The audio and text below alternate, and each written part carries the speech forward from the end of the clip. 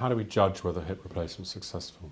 Hip replacement is one of the most successful operations we can do in medicine.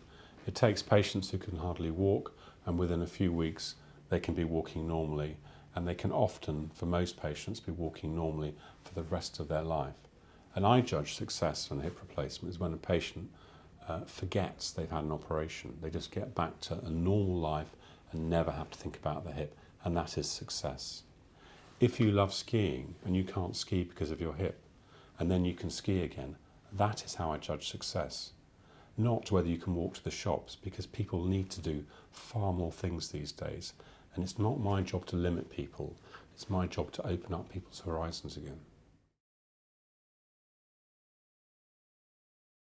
Obviously, you can judge success in terms of what can people do, but there are now much more objective ways of judging success, external ways, and this success can be measured in a number of ways. One is how long do hip replacements last, and two is how well do they work.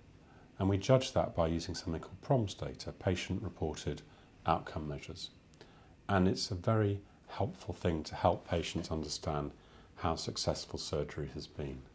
And PROMS data is data collected independently by the government through questionnaires sent to patients and asking practical questions about the things that affect them most, the things that judge whether they've had a successful operation or not.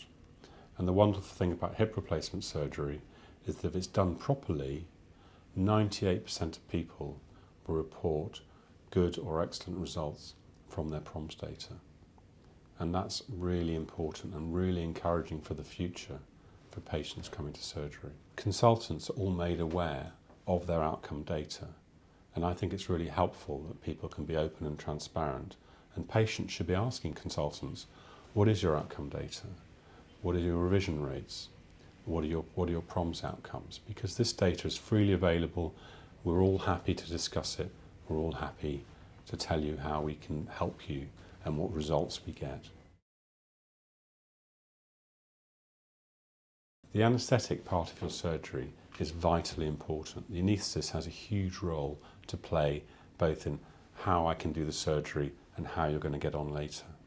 We use an anaesthetic technique where we numb your legs called a spinal anaesthetic. It's a very small injection into your back that numbs your legs. Because the operation takes about an hour, people like to be unaware of the surgery. So we tend to give you some sedation so you don't actually remember anything about the surgery. You're completely comfortable. It's like time travel. You drift off to sleep before the operation starts. You wake up in recovery and completely unaware, but you haven't had to have a horrible general anaesthetic that can make you sick, can affect your blood pressure. So within a few hours, because the anaesthetic is so good, the spinal anaesthetic wears off. We can get you up and around for a walk. People usually feel comfortable, they don't feel sick, so they can have some food, and we start their journey to recovery straight after the operation.